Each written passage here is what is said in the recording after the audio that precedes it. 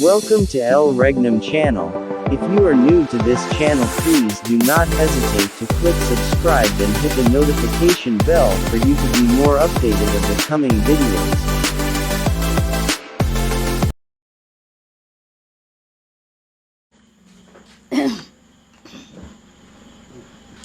So, salamat Hari.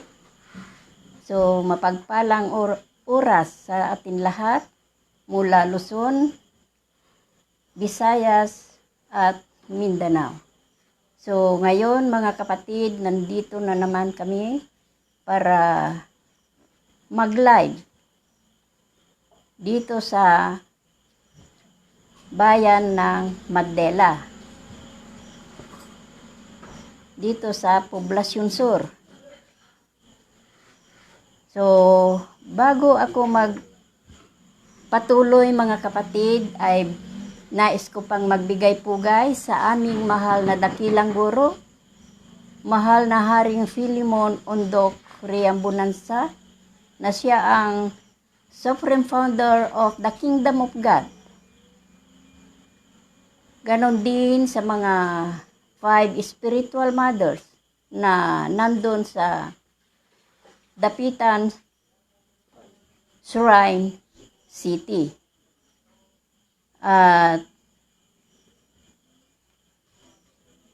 ganon din sa mga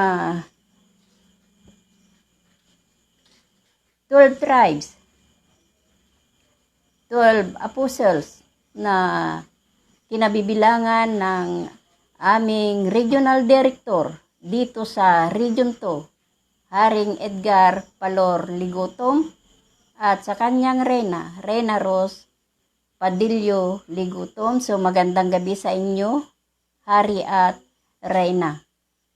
At ganoon din sa aming mahal na prinsipe. Ako'y lubos na gumagalang sa aming mahal na prinsipe, Prince Rocky Y. Riambunansa, na siya ang president ng The Royal Alpha Omega Ring Trading Corporation, at sa kanyang kapatid, Haring Adolfo B. Riambunansa, na siya ang president ng the Philippine Deuterium Development and Management Corporation. Ganon din sa mga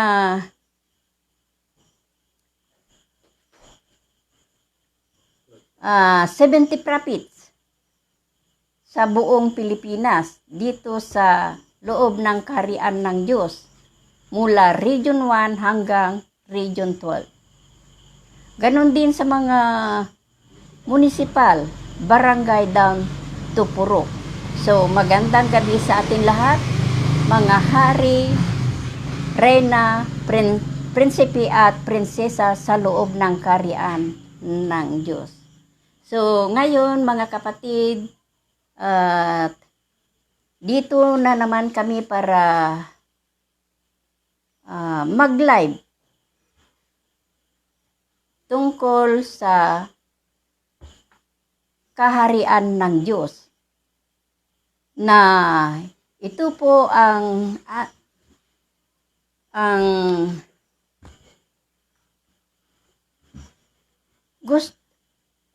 ito po ang nais tayong malaman o na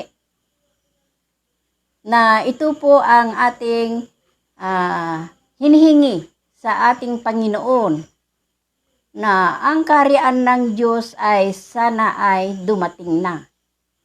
Na ito po ay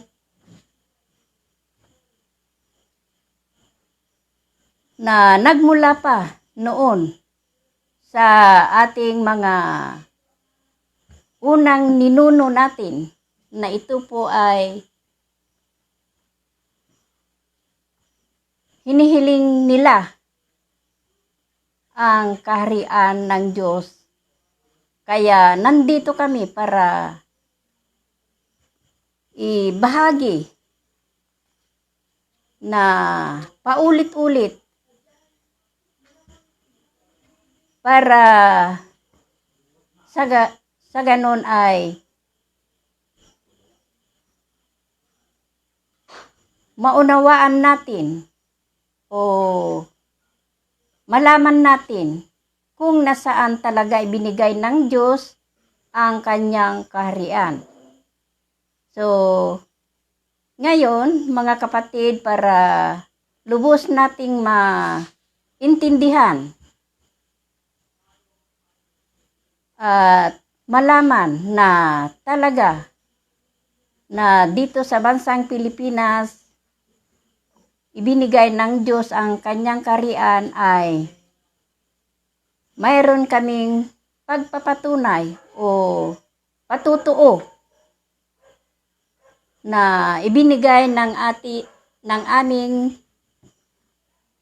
mahal na guro na siya ang Supreme Founder of the Kingdom of God. Walang iba, ang aming mahal na dakilang guro, Supreme King Philemon Ondok Reyambunansa. So, ngayon, mga kapatid, papatunayan ko sa inyo kung nasaan ang kaharian ng Diyos na inalis mula sa bansang Israel,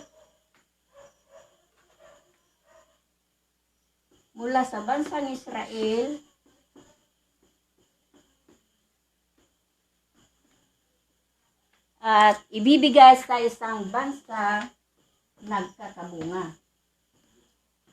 Ayon sa banal na kasulatan sa Genesis 25:23 hanggang 26. Basa, Hari.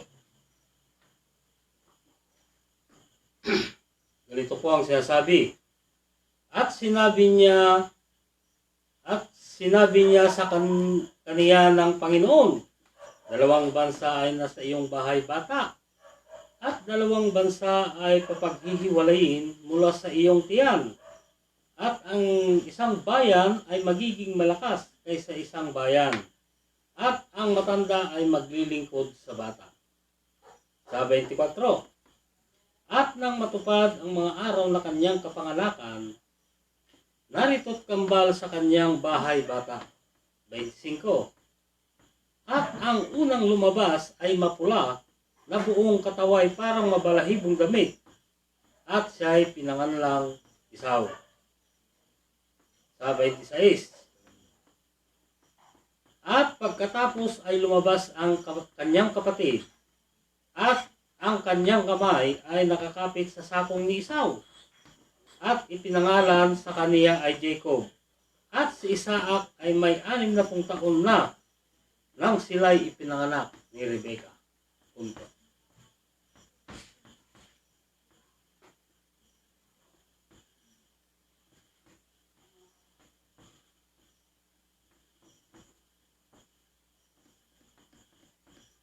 So, narinig natin ang nabasa sa banal na kasulatan na si Rebecca ay nagbuntis ng 2 bansa.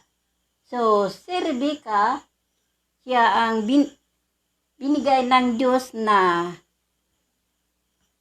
parabol o talinhagang salita para malaman natin kung nasaan ang kaharian ng Diyos na inalis mula sa bansang Israel at ibinigay sa isang bansang nagkakabunga. So, si Rina Rebecca ay nagbuntis ng 2 bansa. So,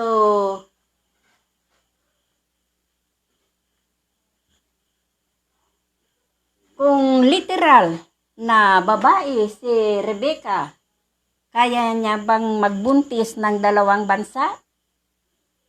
Hindi, mga kapatid, sapagkat si Rebecca ay ginamit ng Diyos na parable o talinhagang salita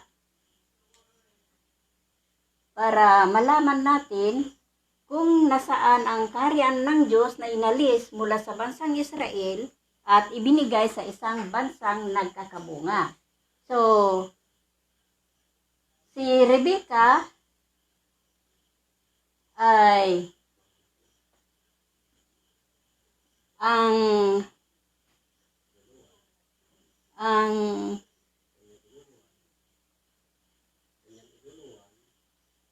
si Rebecca ay ang kanyang iluluwal ay 2 bansa, mga kapatid. Kung bansa ang kanyang iluluwal ni Ina Rebecca, ay si Rebecca ay siya ang daigdig. Daigdig.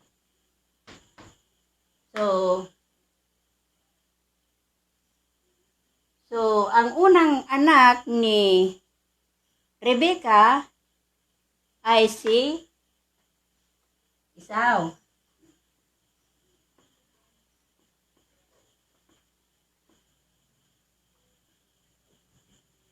So, ang pangalawang anak ni Rebecca ay si Jacob.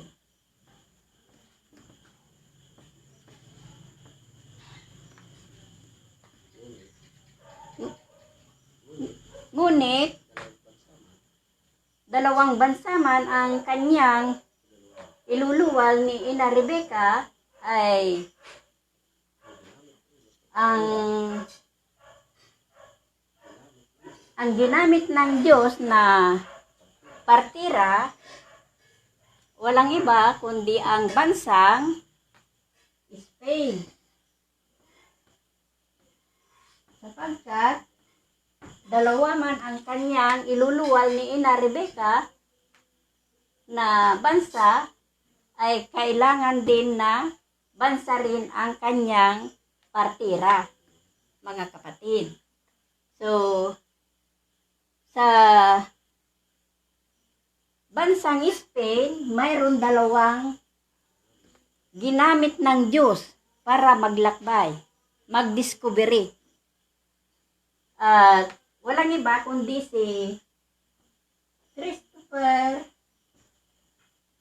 Columbus at Ferdinand Magallanes. Sila ang nag-discovery para malaman natin kung nasaan ang kaharian ng Diyos na inalis mula sa bansang Israel at ibinigay sa isang bansang nagkakabunga. So, si Christopher Columbus at Ferdinand Magallanes ay naglakbay sila patungong malayong silangan, ay hilaga. At nakarating sila noong October 12, 1492.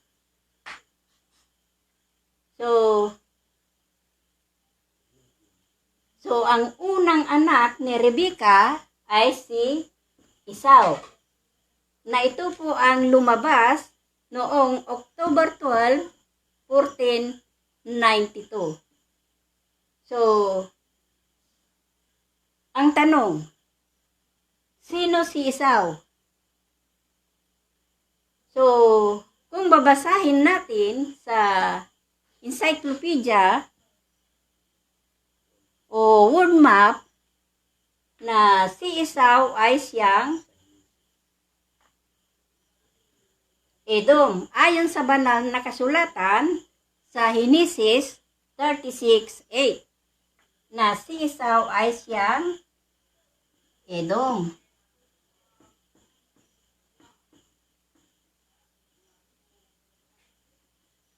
So, ang tanong, ano itong Edom, mga kapatid? So, ayon sa, kung titignan natin sa world map, ang Edom ay siyang bansang Amerika.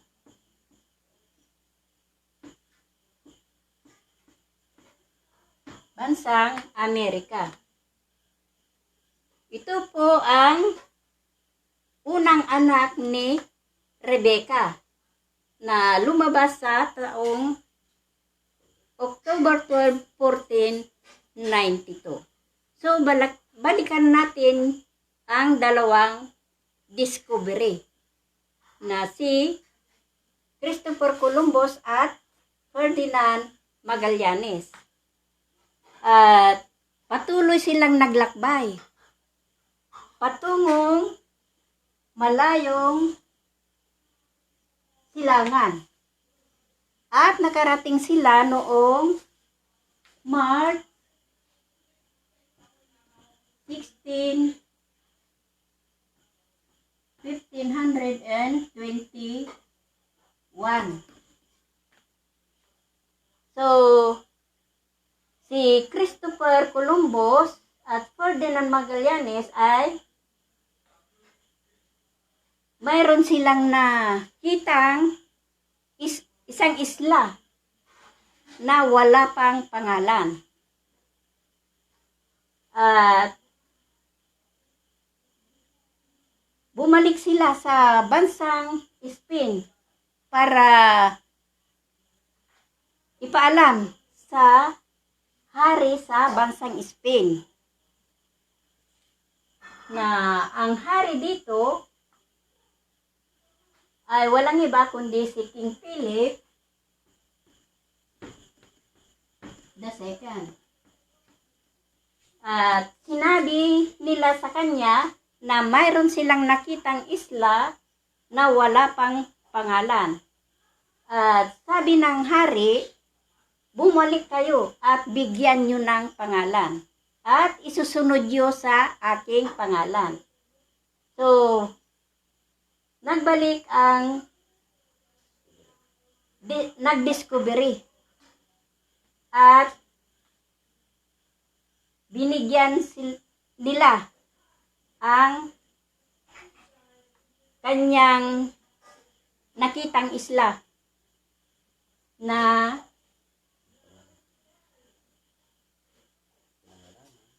pinangalanang Las Islas Pilipinas.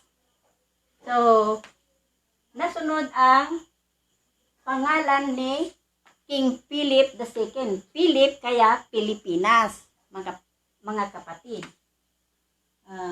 Pilipinas.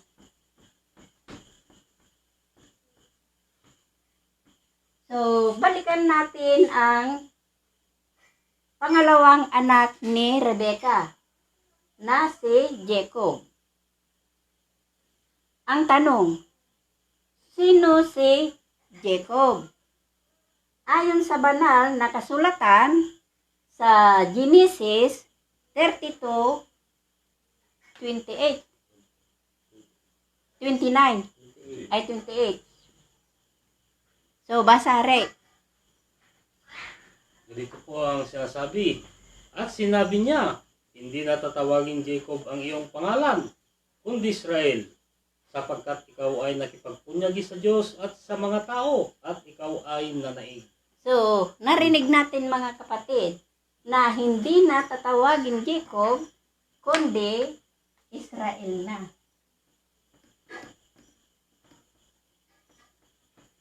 Israel. So, ito po ang pangalawang anak ni Rebecca. Ang una ay si Esau, na siyang Edom, na siyang Amerika. Ang pangalawang anak ni Rebecca ay si Jacob, na siyang Israel, mga kapatid. So, balikan natin ang discovery na si King Philip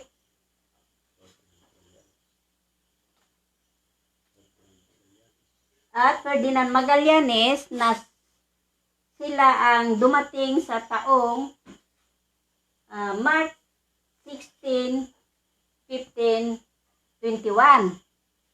At pinangalanan nila yung islang na wala pang pangalan, pinangalanan Pilipinas na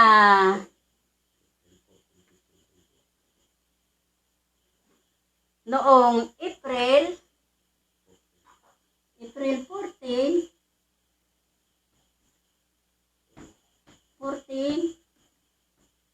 15, 21.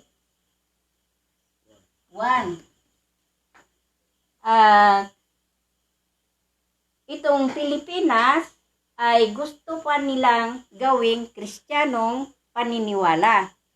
So, kailangan may preparasyon, mga kapatid, na 2 years. So, ang sukat ay April 14, 15, 23. So, dito sinigaw ni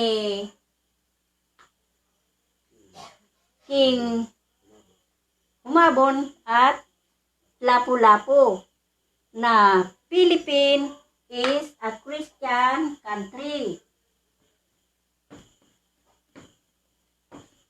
Na binautismuhan pa ni Father Pedro Valderrama. Father Valderrama na Philippines is a Christian country noong April 14, 15, 23. So, para higit na maunawaan natin ayon sa banal na kasulatan na bakit malakas, mapula, mabalahibo, at maglilingkod sa bata. So, ganito ang hanay. So, ang tanong, bakit malakas? So, ang Amerika po ba ay malakas? Tunay, mga kapatid, sapagkat ang kagamitan pangdigma sa bansang Amerika ay malalakas. So, ang tanong, ang bansang Amerika po ba ay mapula? Tunay, sapagkat kung masilayan ng araw ng mga kutis nila ay mamula-mula.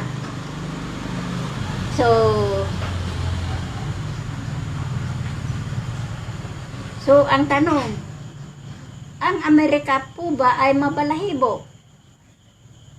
Tunay, sapagkat kung makita natin ang mga kutis nila ay talagang mabalahibo. At ayon sa banal na kasulatan, at maglilingkod sa bata. So, ganito ang hanay, mga kapatid. So, balikan natin sa taong 1945. So, ang tanong, ano ang kaganapan dito sa taong 1945? Ito po ang World War II. World War II. Sa 1945 ay dinigma ang mga Hapon ang bansang Pilipinas. Kaya, ang bansang Pilipinas ay hindi humingi ng tulong sa bansang Amerika, kundi kusa niyang tinulungan ang bansang Pilipinas para matupad ang nakasulat sa banal na kasulatan na maglilingkod sa bata.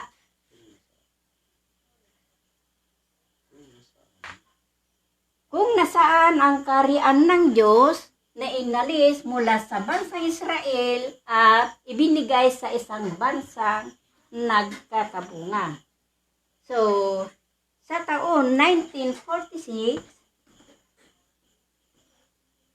So, ano ang kaganapan dito sa taong 1946? Ito po ang Amerika at Pilipinas ay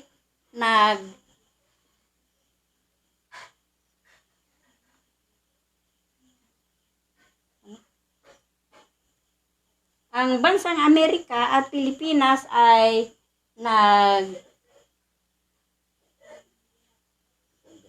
nagkasundo, mga kapatid, kaya tinawag na America-Philippine Friendship Day.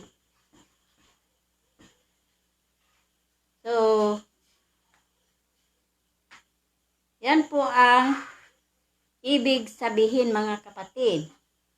Ito po ang discovery para malaman natin kung nasaan ang kaharian ng Diyos. Na dalawang bansa ang ginamit ng Diyos na palatandaan kung nasaan ang kaharian ng Diyos na inalis mula sa bansang Israel at ibinigay sa isang bansang nagkakabunga. So, ito po ang aking ibinahagi sa gabing ito at ako'y nagpapasalamat sa aming mahal na dakilang guro sapagkat siya ang nagbigay sa amin ng kahulugan sa nakasulat sa banal na kasulatan na dito itinago ng Diyos ang kaharian ng Diyos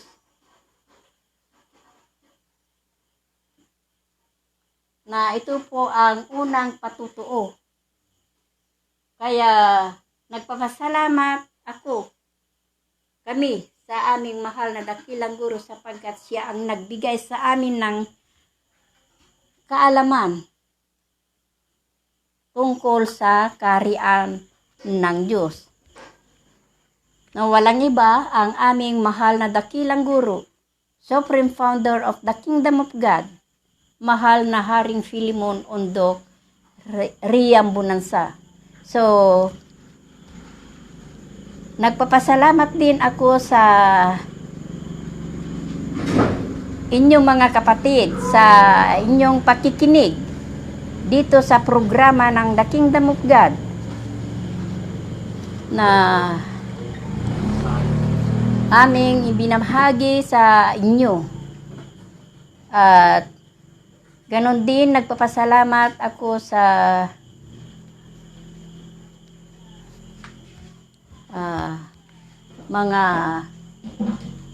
sa inyong mga kapatid na sumusubaybay sa dito sa pagla-live namin dito sa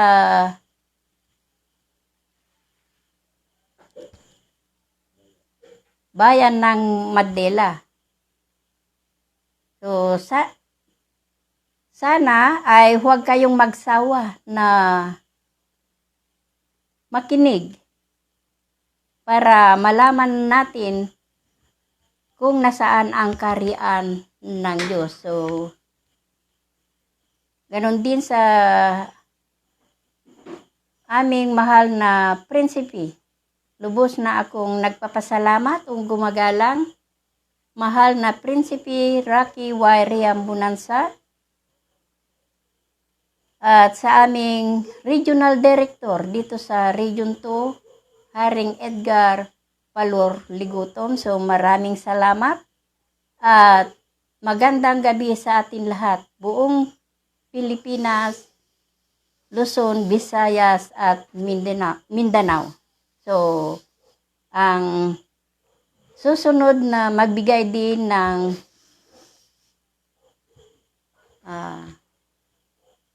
pagpapatunay. Walang iba kundi si Haring Gerson del Rosario. Hari.